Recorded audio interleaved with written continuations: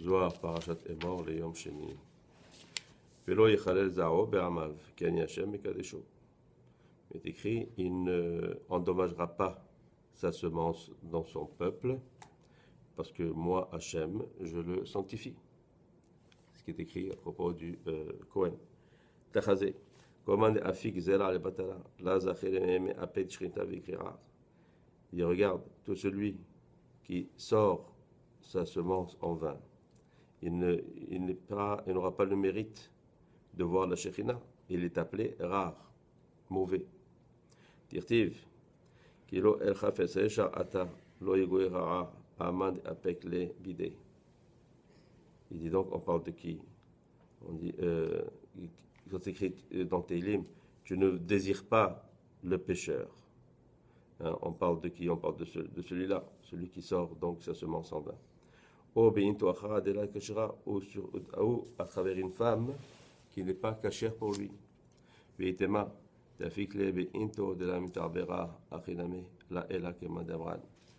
si tu dis qu'il va le faire avec une femme qui ne va pas être enceinte, on parle bien sûr de sa femme, par exemple, il a une relation avec sa femme qui est déjà enceinte. Alors bien sûr, il va avoir une relation avec elle. Il n'y a pas de chance qu'elle soit enceinte. Alors on pourrait dire aussi que la semence est en vain, puisqu'elle n'a pas de but. Il dit non, ça c'est pas pareil. Parce que ça s'adresse vraiment à une relation qui n'est pas permise, c'est-à-dire avec une autre femme. Avec sa femme, toutes les relations dans les temps normaux qui sont permis, cette relation est permise aussi.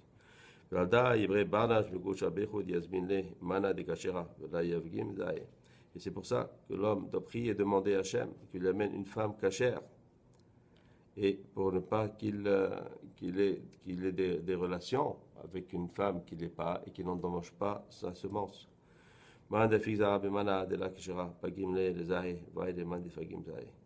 dans celui qui sort sa semence à travers une femme qui n'est pas cachère pour lui, il dit, il fait un dommage à sa semence.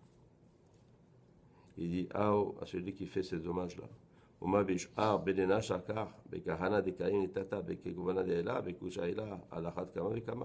Ici, on parle donc de ça pour un homme normal, encore plus pour un Kohen. Hein? Pour un Kohen qui représente la Kedusha dans ce monde ici. Be'amav Shoel, Mao Be'amav, De'aketiv Le'el a écrit plus haut. Almana ou Grusha V'chadala Zona et Elelo Ikar. Une veuve, une divorcée et une femme pas méritante, on va dire, de cela il ne prendra pas. Ortiv, lo yichalezao be'amav, bahem barele. En plus, c'est écrit, il n'endommagera pas sa semence dans son peuple ou en son peuple. Et ça devrait être écrit plutôt en elle, en parlant de ces femmes-là. Hein? Maou be'amav, pourquoi c'est écrit dans son peuple? Et la milada kelana be'amav, pegimo be'amav. Il dit pourquoi? Parce que c'est quelque chose qui est dégoûtant pour son peuple. Parce qu'il fait un dommage à son peuple. Il fait un dommage à la Shekhina. Hein? Et donc, pourquoi? Il dit, étant donné aussi que le Kohen doit garder sa semence propre par rapport aussi à toute sa descendance, pour que ses fils aussi méritent d'être appelés Kohen, qu'ils ne soient pas Pasoul. Hein? Alors qu'il n'y ait pas qu'ils ne soient pas Pagoum. Alors donc, il est important qu'il garde aussi cette kedusha, cette propreté à travers sa descendance. Vada ketiv, ki im betula me'ama vikach isha, me'ama vadaï.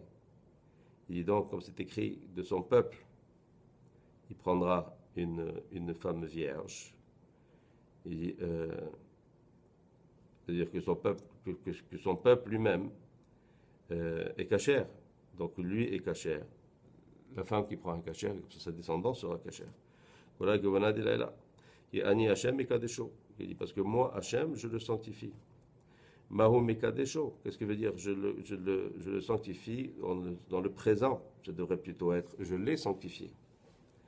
Et là, Anahu Ahu de Ihu Mekadesh le Becholema Biginkar la Yavgim Zaev et la Ishtakar Pegimo. Il dit pourquoi? Parce que c'est moi qui le sanctifie chaque jour. Et que je mets sur lui ma présence. parce qu'on sait que le Kohen aussi, quand il bénit Béné Israël, donc il transmet un petit peu cette présence de Hachem dans cette bénédiction. Et donc, à cause de ça, il ne peut pas abîmer sa descendance. Et il ne peut pas avoir non plus de dommages en lui. Migenda ani Hashem et Kadesho. Tana meena le Kadesha le v'takar Kadisha vekola Kadisha ishtamesh alede de Kadisha. Et donc pour cela, moi-même, Hashem, je le sanctifie. Parce que je veux le sanctifier. Et je veux qu'il soit sanctifié dans tout. Hein? Et donc, je veux que son travail soit aussi un travail qui passe par un récipient qui est Kadosh, qui est lui. Il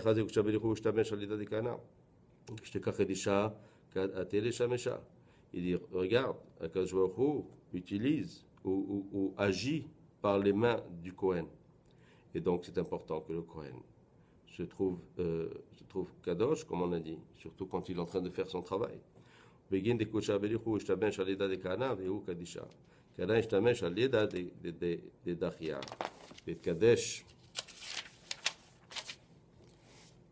Belichute, Oman Ihu Levae. Étant donné que Kadosh Baruch Hu utilise donc, on a dit, les mains du Kohen. Hein? Il dit donc, ces mains doivent aussi être pures. Et ici, on pose la question à propos du Lévi. Il dit parce que c'est de Lévi, c'est celui qui lave les mains du Kohen. Hein? Donc, on pourrait dire que le Lévi aussi a besoin d'avoir les mains propres pour laver les mains du Kohen.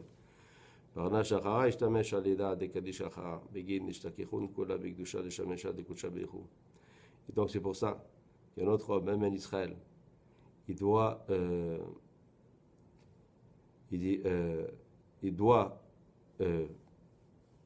faire même la netila sur le Kohen, hein, après que lui-même a lavé ses mains, okay, pour que tout soit dans la kedusha, que tout soit propre. Israël, il est heureux le peuple d'Israël, et pour lequel il est écrit je vous sépare des peuples pour être à moi. Combien ils sont séparés, venez Israël, pour servir Hachem. Adaou dirtiv, Vigdashtem veitem kedoshim kiani Hachem. Vous serez sanctifiés, car je suis saint, a dit Hachem. Betarot patar Rabbi Shimon a ajouté, Vamar, Hachem Yeshua, al-mecha bechatecha selach. L'Hachem Yeshua, achitanenan, zakin inun Israël de bechol atar, digalu shchinta idgalu be'aydu. Kad yifkun Israël begaluta. Il dit, quand c'est écrit pour Hachem, la délivrance, nous avons appris que heureux sont venus Israël, par chaque endroit où ils sont exilés. Hein, la Shekhinah, elle se dévoile à eux. Et quand ils sortent de la galoute, pour qui ce sera la Yeshua? Ce sera pour Israël ou Akadosh Baruch Hu? Il dit, non. Et là, moi, carré. Il dit, nous avons compris, la Shema Yeshua Vadaï. Et Matai, Alamecha Bechatecha Sela, Beshata de Kusha Belichu, Ishgar, Bebilkan, Aliou d'Israël, Afakalom, Minagaluta, Utovadamim. Il dit, non, c'est pour Hachem.